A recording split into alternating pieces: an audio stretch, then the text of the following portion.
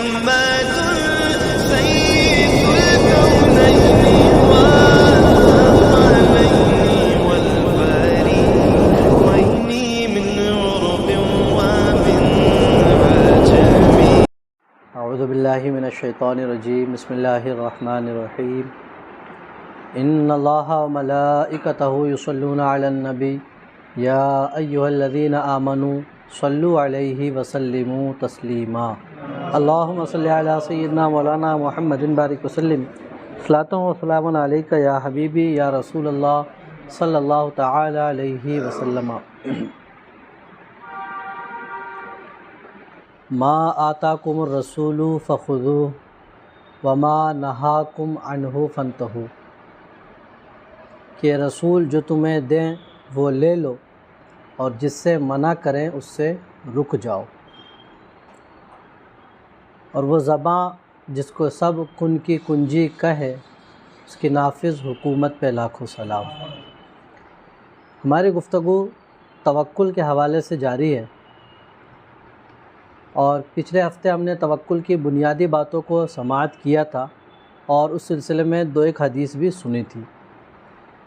انشاءاللہ آج بھی اسی سلسلے کو ہم آگے بڑھائیں گے اور اس سلسلے میں جو احادیث طیبہ سب سے پہلے شامل کرنا ہے وہ مسلم شریف کی حدیث پاک ہے. حضرت ابو ہریرہ رضی اللہ تعالی عنہ سے مروی ہے.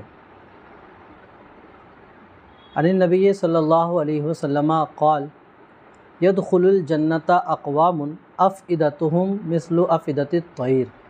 حضرت سیدنا ابو ہریرہ رضی اللہ تعالیٰ عنہ روایت کرتے ہیں کہ نبی کریم صلی اللہ علیہ وسلم نے ارشاد فرمایا کہ جنت میں کچھ ایسے لوگ داخل ہوں گے جن کے دل پرندوں کی طرح ہوں گے.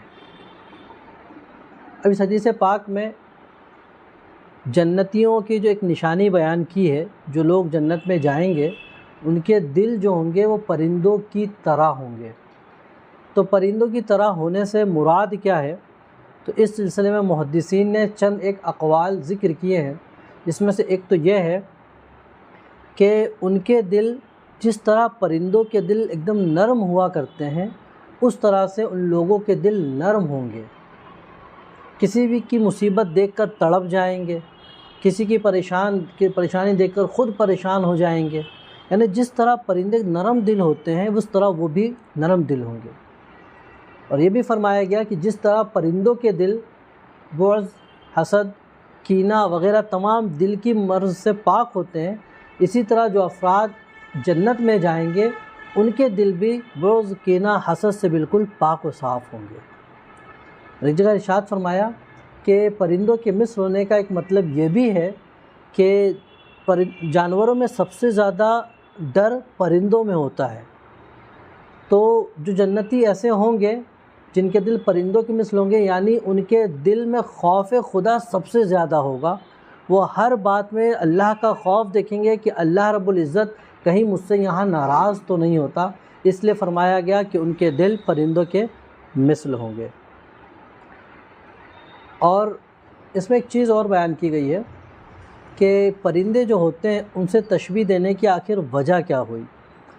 تو چند ایک وجوہات ذکر کی ہیں. ایک وجہ یہ ذکر کی کہ جو پرندے ہوتے ہیں وہ اپنے مالک سے بہت زیادہ مانوس ہوتے ہیں. اڑنے پہ قادر ہوتے ہیں لیکن وہ اسے ایسی انسیت رکھتے ہیں کہ ان کو اڑا بھی دو تو پھر واپس ٹائم پر آ جاتے ہیں، دانہ وہیں چنتے ہیں، وہیں رہتے ہیں. تو اسی طرح کہا کہ وہ بندے جو جنتی ہوں گے اس صفت کے ساتھ تو وہ بھی اپنے مالک کے حقیقی سے بہت زیادہ مانوس ہوں گے کہ ہر ایک کام میں جب بھی تکلیف ہو تو اپنے مالک کو یاد کریں، جب بھی پریشانی ہو اپنے مالک کی بارگاہ کی طرف رجوع کریں، جب بھی پریشانی ہو تو اپنے پروردگار کو یاد کرنے والے ہوں گے. تو اس وجہ سے ہی فرمایا گیا کہ ان کے دل پرندوں کی طرح ہوں گے. اچھا، ایک سبب اور ذکر کیا، اس کا انشاءاللہ ذکر آگے کریں گے. درود پاک پڑھیں. اللہم صلی علی سیدنا و مولانا محمد بارک وسلم. صلاۃ و سلام علیک یا رسول اللہ صلی اللہ تعالیٰ علیہ وسلم. توکل کے حوالے سے 2 صحابی کی گفتگو سنیں. ایک ہیں سیدنا عبداللہ بن سلام اور دوسرے حضرت سیدنا سلمان فارسی رضی اللہ تعالی عنہما۔ حضرت سیدنا عبداللہ بن سلام بیان کرتے ہیں کہ مجھ سے حضرت سیدنا سلمان فارسی نے کہا کہ آؤ عہد کریں، یعنی وعدہ کریں کہ ہم میں سے جس کا وصال انتقال پہلے ہوگا وہ خواب میں آ کر اپنا حال بتائے گا۔ سلمان فارسی نے عبداللہ بن سلام سے کہا کہ ہم میں سے جس کا پہلے انتقال ہوگا وہ خواب میں آ کے اپنا حال بیان کرے گا۔ تو کہتے ہیں حضرت عبداللہ بن سلام کہ میں نے کہا کیا ایسا بھی ہو سکتا ہے؟ کیا ایسا بھی ہو سکتا ہے کہ مرنے کے بعد جس کے خواب میں آنا چاہو آ کے بیان کر دو؟ تو انہوں نے فرمایا ہاں، مومن کی روح آزاد ہوتی ہے، روح زمین میں جہاں چاہے جا سکتی ہے، اور کافروں کی روح قید میں ہوتی ہے، تو وہ کہیں آ جا نہیں سکتی۔ پھر فرماتے ہیں پھر حضرت سلمان فارسی کا وصال ہو گیا تو سیدنا عبداللہ بن سلام فرماتے ہیں کہ ایک دن میں دوپہر کے وقت اپنے بستر پر لیٹا ہوا تھا کہ میری آنکھ لگ گئی۔ اچانک آپ رضی اللہ تعالیٰ نے، یعنی حضرت سلمان فارسی، میرے سامنے آئے اور بلند آواز سے مجھے سلام کیا۔ میں نے سلام کا جواب دیا اور پوچھا وصال کے بعد آپ پر کیا گزری ہے اور آپ کو کیا مرتبہ ملا ہے؟ تو فرمایا میں بہت اچھی حالت میں ہوں، میں بہت اچھی حالت میں ہوں، اور آپ کو یہ نصیحت کرتا ہوں کہ ہمیشہ اللہ پر توکل کرنا، کیونکہ توکل بہترین چیز ہے۔ ہمیشہ اللہ پر توکل کرنا کہ توکل بہترین چیز ہے۔ 3 بار یہ ارشاد فرمایا انہوں نے۔ بیدار ہوئے تو جس طرح انہوں نے وعدہ کیا تھا وہ بات ان کے پاس آئی۔ تو وصال کے بعد انہوں نے جو سب سے زیادہ برکت کسی چیز کی دیکھی تو توکل کی دیکھی، اس لیے خواب میں آنے کے بعد اپنے ساتھی کو جو سب سے زیادہ تاکیدی حکم دیا وہ یہی کہ اللہ پر توکل رکھنا۔ توکل کے بارے میں پیچھے بتایا تھا، یعنی اسباب کو اختیار کرنا اور نتیجہ مالک حقیقی پر چھوڑ دینا، یہ توکل کہلاتا ہے۔ اور حضرت حضور حافظ ملت علیہ رحمۃ الرضوان فرمایا کرتے تھے کہ توکل ہی تو کل ہے۔ جملہ دیکھیں کتنا معنی خیز ہے کہ توکل ہی تو کل ہے، کہ اگر ایک بندہ مومن ہے اور اللہ پر ایمان لے آیا ہے تو اس کے ایمان کا تقاضا یہی ہے کہ ہر معاملے میں اپنے رب پر بھروسہ کرے۔ تو یہ حدیث پاک ہم نے سنی تو اس میں چند باتیں قابل غور۔ ایک تو یہ کہ نبی کریم صلی اللہ علیہ وسلم کی عادت کریمہ کہ کبھی اپنے امتیوں کو عذابات سنا کر اللہ سے ڈراتے کہ نیک عمل کر لیں، اور کبھی بشارتیں سنا کر ان کو نا امیدی سے بھی بچایا کرتے تھے۔ دوسری چیز یہ کہ متوکلین اور نرم دل والوں کو جنت کی خوشخبری دی گئی ہے۔ تیسری چیز کہ اللہ کے جو برگزیدہ بندے ہیں تو اللہ رب العزت انہیں اتنی طاقت دیتا ہے کہ وہ کسی کے خواب میں آ کر اپنے احوال انہیں بیان کر دے۔ یہ حدیث پاک سے ہم نے سمجھ میں آیا۔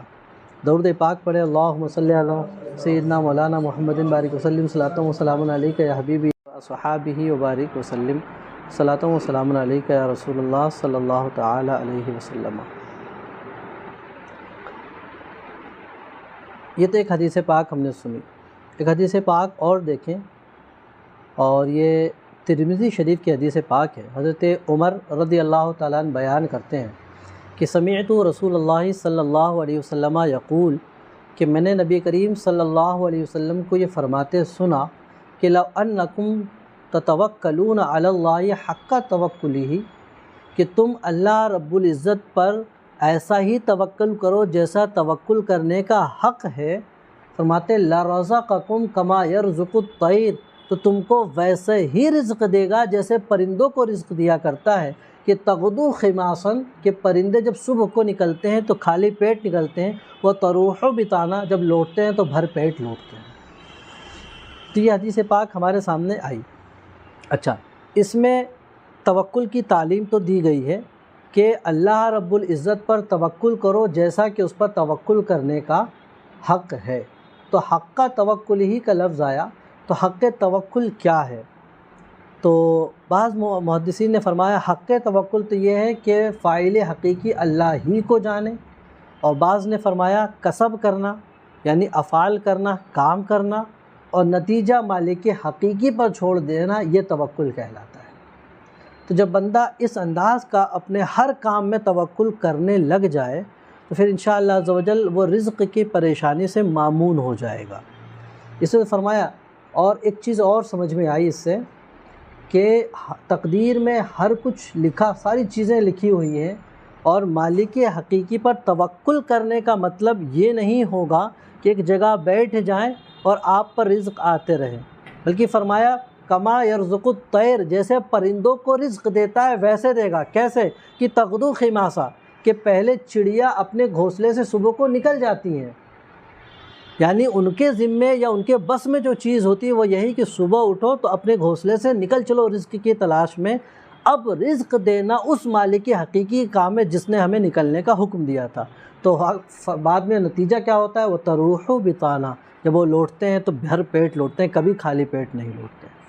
تو دیکھیں پرندوں کو تو کچھ معلوم نہیں ہوتا کہ کہاں جانا ہے، کہاں آج ملنا ہے، کتنا ملنا ہے اور کیا ملنا ہے، بالکل نہیں معلوم ہوتا، پھر بھی اللہ پر بھروسہ کر کے نکل جاتے ہیں تو کبھی مایوس نہیں آتے۔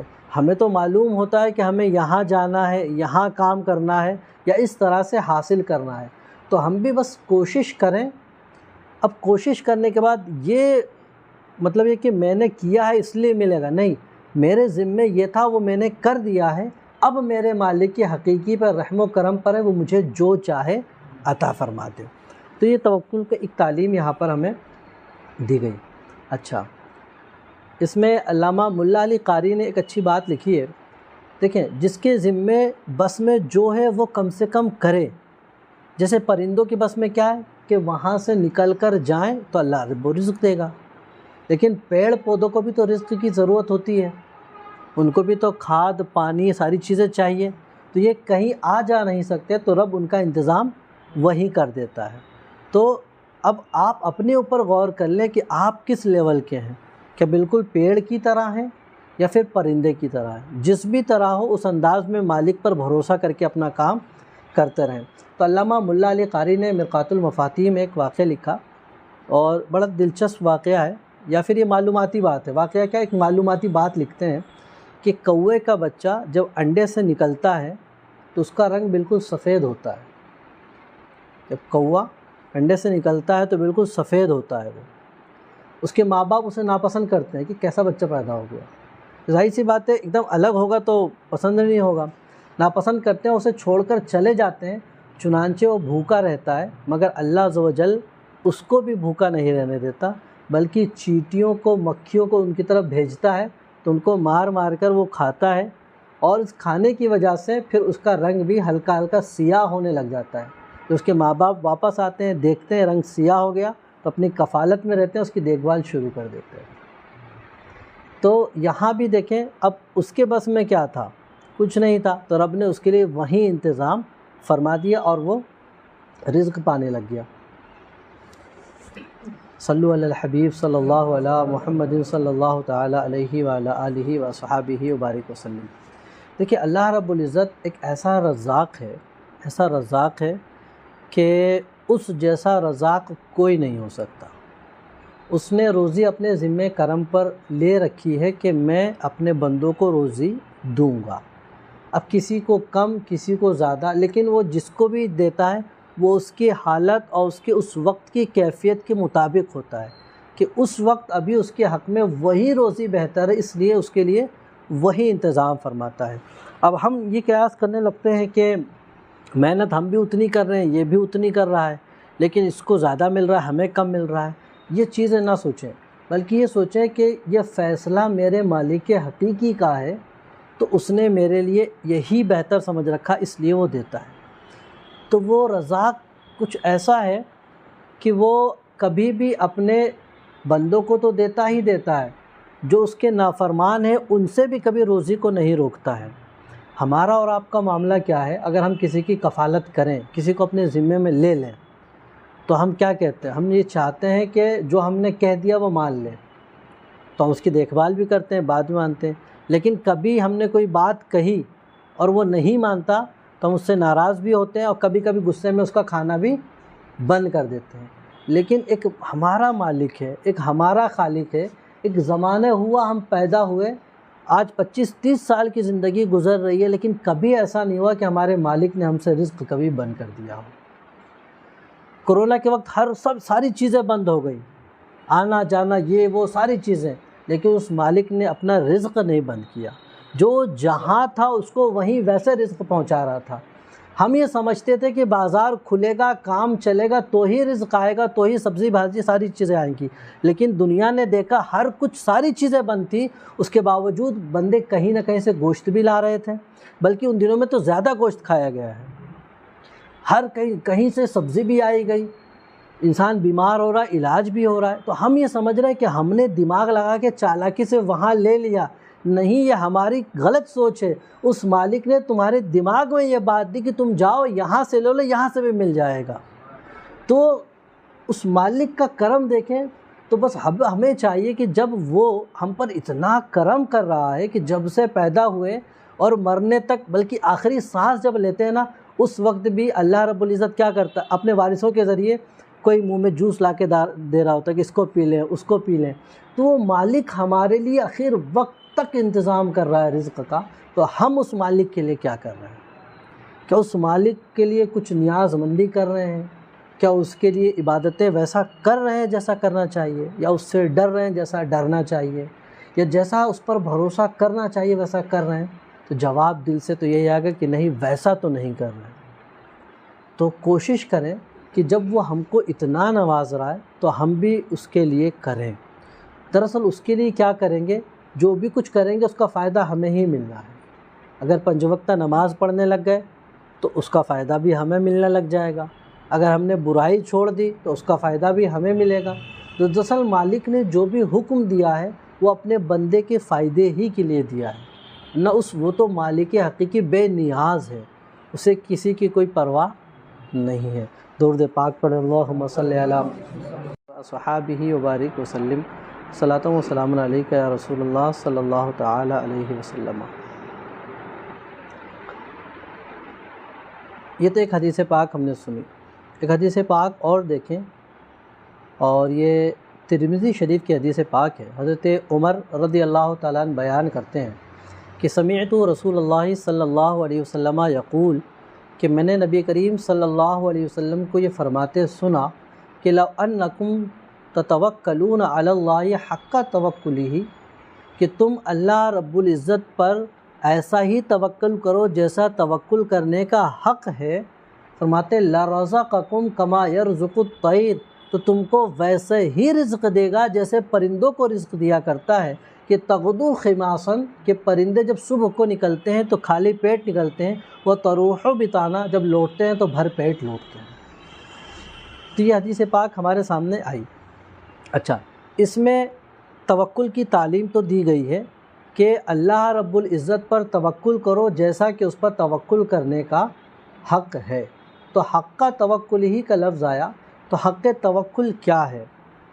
تو بعض محدثین نے فرمایا حق توکل تو یہ ہے کہ فاعل حقیقی اللہ ہی کو جانے، اور بعض نے فرمایا کسب کرنا، یعنی افعال کرنا، کام کرنا، اور نتیجہ مالک حقیقی پر چھوڑ دینا، یہ توکل کہلاتا ہے۔ تو جب بندہ اس انداز کا اپنے ہر کام میں توکل کرنے لگ جائے تو پھر انشاءاللہ عز و جل وہ رزق کی پریشانی سے مامون ہو جائے گا۔ اس نے فرمایا، اور ایک چیز اور سمجھ میں آئی اس سے، کہ تقدیر میں ہر کچھ لکھا، ساری چیزیں لکھی ہوئی ہیں، اور مالک حقیقی پر توکل کرنے کا مطلب یہ نہیں ہوگا کہ ایک جگہ بیٹھ جائیں اور آپ پر رزق آتے رہے، بلکہ فرمایا کما یرزق الطیر، جیسے پرندوں کو رزق دیتا ہے ویسے دے گا۔ کیسے؟ کہ تغدو خماسا، کہ پہلے چڑیا اپنے گھونسلے سے صبح کو نکل جاتی ہیں، یعنی ان کے ذمے یا ان کے بس میں جو چیز ہوتی ہے وہ یہی کہ صبح اٹھو تو اپنے گھونسلے سے نکل چلو رزق کی تلاش میں۔ اب رزق دینا اس مالک حقیقی کام ہے جس نے ہمیں نکلنے کا حکم دیا تھا۔ تو بعد میں نتیجہ کیا ہوتا ہے؟ وہ تروح بطانا، جب وہ لوٹتے ہیں تو بھر پیٹ لوٹتے ہیں، کبھی خالی پیٹ نہیں لوٹتے۔ تو دیکھیں پرندوں کو تو کچھ معلوم نہیں ہوتا کہ کہاں جانا ہے، کہاں آج ملنا ہے، کتنا ملنا ہے اور کیا ملنا ہے، بالکل نہیں معلوم ہوتا، پھر بھی اللہ پر بھروسہ کر کے نکل جاتے ہیں تو کبھی مایوس نہیں آتے۔ ہمیں تو معلوم ہوتا ہے کہ ہمیں یہاں جانا ہے، یہاں کام کرنا ہے یا اس طرح سے حاصل کرنا ہے، تو ہم بھی بس کوشش کریں۔ اب کوشش کرنے کے بعد یہ مطلب یہ کہ میں نے کیا ہے اس لیے ملے گا، نہیں، میرے ذمے یہ تھا وہ میں نے کر دیا ہے، اب میرے مالک کی حقیقی پر رحم و کرم پر ہے، وہ مجھے جو چاہے عطا فرما دے۔ تو یہ توکل کا ایک تعلیم یہاں پر ہمیں دی گئی۔ اچھا، اس میں علامہ ملا علی قاری نے ایک اچھی بات لکھی ہے، دیکھیں، جس کے ذمے بس میں جو ہے وہ کم سے کم کرے۔ جیسے پرندوں کی بس میں کیا ہے کہ وہاں سے نکل کر جائیں تو اللہ رب و رزق دے گا، لیکن پیڑ پودوں کو بھی تو رزق کی ضرورت ہوتی ہے، ان کو بھی تو کھاد پانی ساری چیزیں چاہیے، تو یہ کہیں آ جا نہیں سکتے، تو رب ان کا انتظام وہی کر دیتا ہے۔ تو اب آپ اپنے اوپر غور کر لیں کہ آپ کس لیول کے ہیں، کہ بالکل پیڑ کی طرح ہیں یا پھر پرندے کی طرح ہیں۔ جس بھی طرح ہو اس انداز میں مالک پر بھروسہ کر کے اپنا کام کرتے رہیں۔ تو علامہ ملا علی قاری نے مرقات المفاتیح میں ایک واقعہ لکھا، اور بڑا دلچسپ واقعہ ہے، یا پھر یہ معلوماتی بات ہے۔ واقعہ کیا، ایک معلوماتی بات لکھتے ہیں کہ کوے کا بچہ جب انڈے سے نکلتا ہے تو اس کا رنگ بالکل سفید ہوتا ہے۔ جب کوا انڈے سے نکلتا ہے تو بالکل سفید ہوتا ہے وہ۔ اس کے ماں باپ اسے ناپسند کرتے ہیں کہ کیسا بچہ پیدا ہو گیا، ظاہر سی بات ہے ایک دم الگ ہوگا تو پسند نہیں ہوگا، ناپسند کرتے ہیں، اسے چھوڑ کر چلے جاتے ہیں، چنانچہ وہ بھوکا رہتا ہے، مگر اللہ عز و جل اس کو بھی بھوکا نہیں رہنے دیتا، بلکہ چیٹیوں کو مکھیوں کو ان کی طرف بھیجتا ہے، تو ان کو مار مار کر وہ کھاتا ہے، اور اس کھانے کی وجہ سے پھر اس کا رنگ بھی ہلکا ہلکا سیاہ ہونے لگ جاتا ہے۔ تو اس کے ماں باپ واپس آتے ہیں، دیکھتے ہیں رنگ سیاہ ہو گیا، تو اپنی کفالت میں رہتے ہیں، اس کی دیکھ بھال شروع کر دیتے ہیں۔ تو یہاں بھی دیکھیں، اب اس کے بس میں کیا تھا، کچھ نہیں تھا، تو رب نے اس کے لیے وہیں انتظام فرما دیا اور وہ رزق پانے لگ گیا۔ صلو علی الحبیب صلی اللہ علیہ محمد صلی اللہ تعالی علیہ وعلی آلہ وصحابہ وبارک وسلم۔ دیکھیے، اللہ رب العزت ایک ایسا رزاق ہے کہ اس جیسا رزاق کوئی نہیں ہو سکتا۔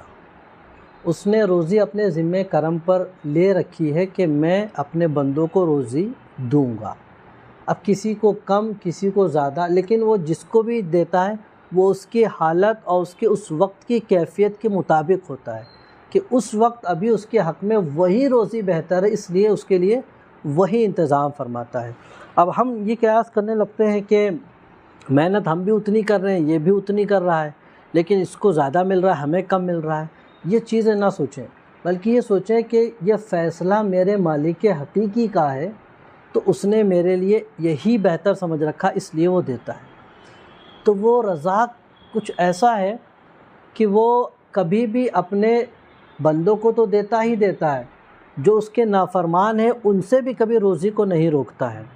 ہمارا اور آپ کا معاملہ کیا ہے، اگر ہم کسی کی کفالت کریں، کسی کو اپنے ذمے میں لے لیں، تو ہم کیا کہتے ہیں، ہم یہ چاہتے ہیں کہ جو ہم نے کہہ دیا وہ مان لیں، تو ہم اس کی دیکھ بھال بھی کرتے ہیں، بعد میں مانتے ہیں، لیکن کبھی ہم نے کوئی بات کہی اور وہ نہیں مانتا تو ہم اس سے ناراض بھی ہوتے ہیں، اور کبھی کبھی غصے میں اس کا کھانا بھی بند کر دیتے ہیں۔ لیکن ایک ہمارا مالک ہے، ایک ہمارا خالق ہے، ایک زمانہ ہوا ہم پیدا ہوئے، آج 25-30 سال کی زندگی گزر رہی ہے، لیکن کبھی ایسا نہیں ہوا کہ ہمارے مالک نے ہم سے رزق کبھی بند کر دیا ہو۔ کرونا کے وقت ساری چیزیں بند ہو گئی، آنا جانا یہ وہ ساری چیزیں، لیکن اس مالک نے اپنا رزق نہیں بند کیا، جو جہاں تھا اس کو وہیں ویسے رزق پہنچا رہا تھا۔ ہم یہ سمجھتے تھے کہ بازار کھلے گا، کام چلے گا تو ہی رزق آئے گا، تو ہی سبزی بھاجی ساری چیزیں آئیں گی، لیکن دنیا نے دیکھا ہر کچھ ساری چیزیں بند تھی، اس کے باوجود بندے کہیں نہ کہیں سے گوشت بھی لا رہے تھے، بلکہ ان دنوں میں تو زیادہ گوشت کھایا گیا ہے، ہر کہیں سے سبزی بھی آئی گئی، انسان بیمار ہو رہا ہے، علاج بھی ہو رہا ہے۔ تو ہم یہ سمجھ رہے ہیں کہ ہم نے دماغ لگا کے چالاکی سے وہاں لے لیا، نہیں، یہ ہماری غلط سوچ ہے۔ اس مالک نے تمہارے دماغ میں یہ بات دی کہ تم جاؤ یہاں سے لو، یہاں سے بھی مل جائے گا۔ تو اس مالک کا کرم دیکھیں، تو بس ہمیں چاہیے کہ جب وہ ہم پر اتنا کرم کر رہا ہے کہ جب سے پیدا ہوئے اور مرنے تک، بلکہ آخری سانس جب لیتے ہیں نا، اس وقت بھی اللہ رب العزت کیا کرتا ہے، اپنے وارثوں کے ذریعے کوئی منہ میں جوس لا کے دے رہا ہوتا ہے کہ اس کو پی لیں اس کو پی لیں، تو وہ مالک ہمارے لیے آخر وقت تک انتظام کر رہا ہے رزق کا، تو ہم اس مالک کے لیے کیا کر رہے ہیں؟ کیا اس مالک کے لیے کچھ نیاز مندی کر رہے ہیں؟ کیا اس کے لیے عبادتیں ویسا کر رہے ہیں جیسا کرنا چاہیے، یا اس سے ڈر رہے ہیں جیسا ڈرنا چاہیے، یا جیسا اس پر بھروسہ کرنا چاہیے ویسا کر رہے ہیں؟ تو جواب دل سے تو یہی آئے گا کہ نہیں، ویسا تو نہیں کر رہے ہیں۔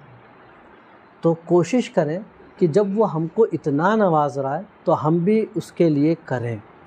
دراصل اس کے لیے کیا کریں گے؟ جو بھی کچھ کریں گے اس کا فائدہ ہمیں ہی ملنا ہے۔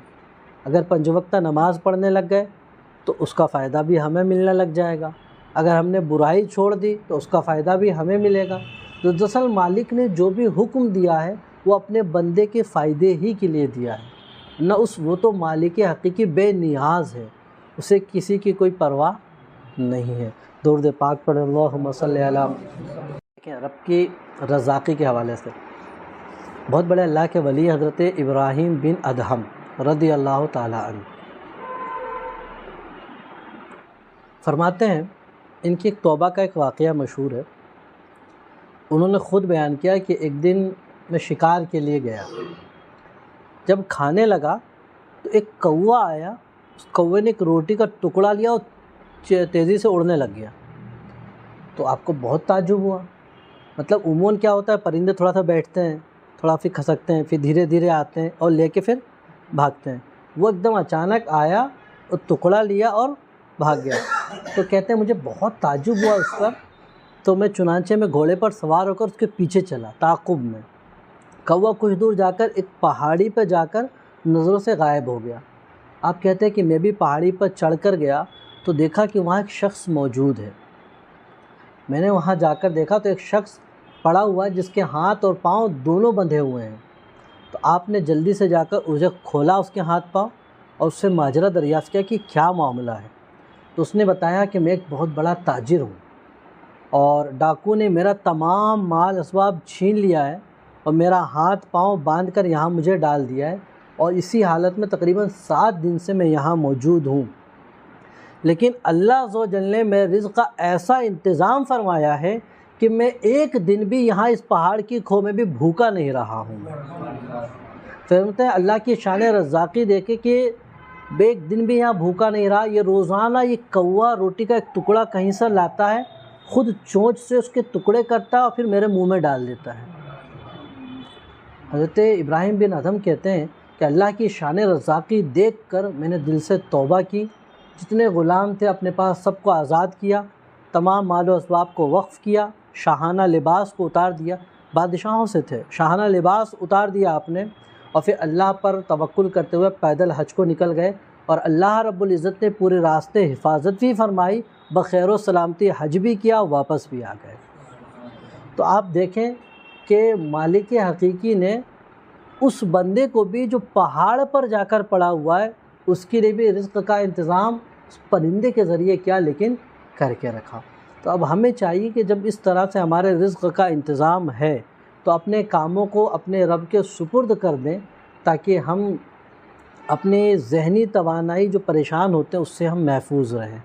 اپنا کام ہے بس کوشش کر لینا، اور جب ہم نے کوشش کر لی تو اب نتیجہ جو کچھ ہوگا وہ اللہ رب العزت پر آپ چھوڑ دیتے، انشاءاللہ عز و جل کامیابی حاصل ہوگی۔ صلو علی الحبیب صلی اللہ علی محمد صلی اللہ تعالی علیہ وعلی آلہ وصحابہ وبارک وسلم۔ اچھا، ایک واقعہ اور آخری سنیں اور پھر انشاءاللہ گفتگو مکمل کرتے ہیں۔ توکل کے حوالے سے کہ حضرت ابوبکر صدیق رضی اللہ تعالیٰ عنہ فرماتے ہیں کہ ہجرت کی رات کہ نبی کریم صلی اللہ تعالیٰ علیہ وسلم کے ساتھ ہم پہاڑ کی کھو میں جب تھے تو اس وقت مشرکین ہمیں تلاش کرتے کرتے وہاں تک آ گئے، یہاں تک کہ فرماتے ہیں کہ یا رسول اللہ، میں نے مشرکین قدم کو دیکھا کہ وہ ہمارے سروں پر ہیں۔ میں نے عرض کی یا رسول اللہ، اگر ان میں سے کسی نے بھی اپنے قدم کی طرف نظر کی تو وہ ہمیں دیکھ لے گا، کیونکہ وہ پہاڑ کی کھو میں تھے نیچے، یہ اوپر سے ایسا گھوم رہے تھے، تو کوئی بھی اگر اپنے پیر کو بھی دیکھے گا تو نیچے فوراً وہ نظر آ جاتے۔ تو آپ صلی اللہ علیہ وسلم نے ارشاد فرمایا، اے ابو بکر، تیرا ان دونوں کے بارے میں کیا خیال ہے کہ جس میں تیسرا اس کا رب اس کے ساتھ ہے؟ یعنی اس مصیبت کی گھڑی میں جب کفار جان کے دشمن بنے ہوئے ہیں، ہمارے سر پر آ چکے ہیں، کہ لیکن اللہ رب العزت نے اپنے نبی کی شان دیکھیں کہ حضرت ابوبکر صدیق گھبرائے کہ اگر وہ لوگ اپنے قدم کی طرف دیکھ لیں تو وہ ہمیں پا جائیں گے۔ آقا کریم صلی اللہ علیہ وسلم نے ایک ایسے موقع سے بھی ارشاد فرمایا کہ تمہارا کیا حال ہے ان دونوں کے بارے میں جن کا تیسرا رب ہے، یعنی جس رب نے ہماری حفاظت مکہ سے لے کے یہاں تک کی ہے تو وہی رب اب یہاں سے بھی آگے بھی ہماری حفاظت فرمائے گا۔ یہ جملہ اللہ رب العزت کو اتنا پسند آیا کہ اس نے قرآن مقدس میں اس آیت کو ہی نازل فرما دیا کہ اذ ہما فی الغار اذ یقول لصاحبی لا تحزن ان اللہ معنا، کہ جب وہ لوگ دونوں غار میں تھے تو جب اپنے یار سے فرما رہے تھے کہ غم نہ کرو بے شک تمہارا رب تمہارے ساتھ ہے۔ تو یہ جملہ اتنا پاورفل تھا کہ حضرت ابوبکر صدیق کو جو بھی دل میں خوف آ رہا تھا وہ خوف ان کا دور ہو گیا۔ اچھا، اس میں ایک چیز دیکھیں، بڑی پیاری چیز، کہ حضرت ابوبکر صدیق رضی اللہ تعالی عنہ نے جو فرمایا کہ یا رسول اللہ اگر کفار ہمیں دیکھ لیں، نیچے دیکھ لیں تو ہمیں پا لیں گے، تو انہیں خوف لگا۔ تو انہیں خوف آخر کس چیز کا تھا؟ اپنی جان کا خوف تھا۔ تو ابوبکر صدیق رضی اللہ تعالیٰ عنہ کو اپنی جان کا خوف تھا ہی نہیں۔ وہ اس لیے کہ اگر ان کو اپنی جان کا خوف ہوتا تو نبی پاک صلی اللہ علیہ وسلم سے پہلے وہ غار میں جا کر صفائی نہیں کرتے۔ وہ تو اپنی جان سرکار پر پہلے ہی قربان کر چکے تھے کہ یا رسول اللہ آپ یہاں تشریف رکھیں، میں پہلے اندر جا کر دیکھ آتا ہوں، صفائی کر لیتا ہوں، یہاں تک کہ ایک سوراخ باقی رہ گیا تو وہاں اپنا انگوٹھا لگا کر بیٹھ گئے۔ تو انہیں اپنی جان کی کوئی فکر نہیں تھی، بلکہ جان کائنات سرور موجودات جناب محمد رسول اللہ صلی اللہ علیہ وسلم کی فکر تھی، کہ اس فکر میں آپ نے ارشاد فرمایا یا رسول اللہ اگر وہ دیکھ لیں تو ہمیں پا لیں گے۔ تو اسی وجہ سے یہ جو ان کا کامل ایمان تھا اور نبی سے محبت اتنی تھی، اس لیے فقہاء نے فرمایا کہ انبیاء کے بعد انسانوں میں سب سے افضل انسان حضرت ابوبکر صدیق رضی اللہ تعالیٰ عنہ۔ تو یہ توکل کے اعلیٰ درجے پہ فائز بھی تھے، لیکن بس یہ کہ اپنے محبوب کو مصیبت میں دیکھ کے گھبرائے تو انہوں نے یہ جملہ عرض کیا، لیکن فوراً نبی نے اس کا علاج فرما دیا کہ ان اللہ معنا، بے شک اللہ ہمارے ساتھ ہے۔ تو جیسے ہی انہوں نے یہ جملہ سنا تو ان کا دل مطمئن ہو گیا اور پھر وہ گھبراہٹ جو بھی تھی وہ سب جاتی رہی۔ دراصل اس میں ہمارے لیے ایک نسخہ بھی ہمیں مل گیا کہ کبھی ہم اس طرح کی گھبراہٹ میں، مصیبت میں، پریشانی میں گرفتار ہو جائیں تو اس وقت فوراً دل میں یہ صدا دیں کہ میرا رب میرے ساتھ ہے، میرا رب میرے ساتھ ہے، تو وہ ہمیں ضائع نہیں کرے گا۔ لیکن یہ کس وقت ہوگا؟ جب ہم اپنے رب سے ایک تعلق بنا کے رکھیں گے، اس سے جڑے ہوئے ہوں گے۔ ابھی کیا ہوتا ہے، جب پریشان ہوتے ہیں تو رب کی بارگاہ میں ہاتھ اٹھ جاتے ہیں، لیکن جب خوشی کے ایام ہوتے ہیں تو پھر بہت کم موقع ملتا ہے ہمیں رب کی بارگاہ میں جھکنے کا یا ہاتھ اٹھانے کا۔ تو کوشش یہ کریں کہ اپنے رب سے تھوڑا سا جڑیں، اس کے قریب ہوں۔ قریب کیسے ہوں گے؟ وہ تو ہمارے شہرک سے قریب ہے۔ کوشش یہ کریں کہ دن بھر میں یا ہفتے بھر میں کسی دن ایک ایسا وقت بنائیں جس وقت میں آپ ہوں اور آپ کا رب ہو اور کوئی دوسرا نہ ہو۔ یعنی آپ ایک مصلی اپنا بچھا دیں، اب چاہے جو وقت بھی آپ متعین کریں، جس وقت آپ اپنے آپ کو محسوس کرتے ہیں کہ اس وقت مجھے کوئی ڈسٹرب کرنے والا نہیں، کوئی مجھے چھیڑنے والا نہیں، اس وقت 10 منٹ کے لیے صحیح ایک اپنا مصلی بچھا کر اپنے رب سے آنکھ بند کر کے گفتگو کریں، کلام کریں کہ میرے رب یہ تیرا ناکارہ بندہ، یہ تیرا گناہگار بندہ تیری بارگاہ میں آ گیا ہے، یہ تیرا نافرمان بندہ تیری بارگاہ میں ہاتھ اٹھا کر کھڑا ہو گیا ہے۔ مولا تو چاہے تو بخش دے، چاہے تو نواز دے، اور یقیناً اگر تو نہیں بخشے گا تو پھر کون بخشے گا۔ جو کچھ بھی پریشانی ہو اس سے ذکر کریں، یقین جانیں جب اپنے رب سے اپنی پریشانی ذکر کریں گے اس کے بعد دل میں جو سکون ملے گا وہ آپ پریکٹیکل کے بعد ہی محسوس کریں گے، کیونکہ کسی بھی اور بندے سے اپنی پریشانی یا اپنے گھر کی کوئی بھی دکھ تکلیف ذکر کریں گے تو تھوڑی دیر کے لیے اچھا لگے، لیکن پھر کیا ہوگا کہ آپ اس کے قید ہو گئے اس میں، کہ اس کو ایک راز بتا دیا، اب آپ ڈریں گے۔ لیکن اپنے رب سے جب آپ کہیں گے تو بالکل مطمئن ہوں گے۔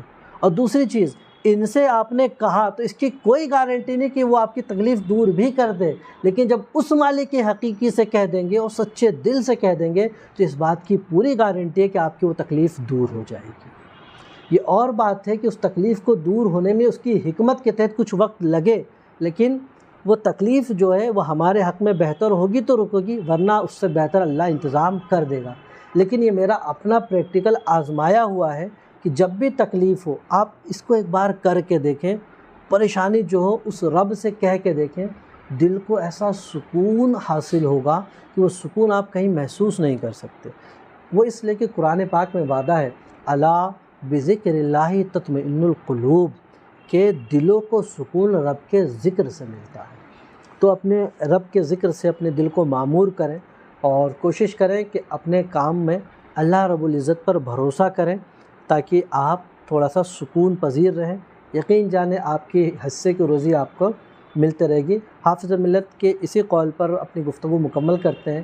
حافظ ملت سرکار فرماتے ہیں کہ توکل ہی کل ہے، تو ہم مومن بندے کو چاہیے کہ اللہ رب العزت پر اپنے ہر کام میں توکل کریں۔ اللہ رب العزت ہماری اس محفل کو قبول کرے اور جو کچھ بیان ہوا اس کو سن کر عمل کرنے کی توفیق عطا فرمائے۔